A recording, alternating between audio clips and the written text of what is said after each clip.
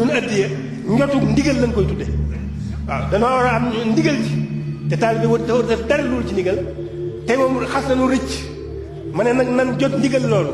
nan sàkk addiya joo xam ne dañ koy jote ndigal loolu addiya ji mi ngi nii juróom-ñaar fukki million la ak ñaar yoo xam ne muy dundu Sëriñ Basiru moom la fi am loolu moom lañ jotee moom la ñuy jot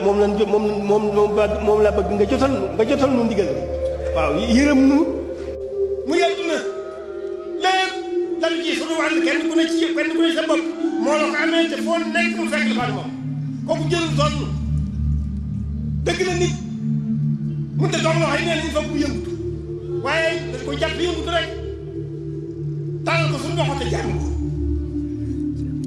kenn mu jël bii duy wàllam suñu borom la ko amee te foo nekk mu fekk la fa moom kooku jëlul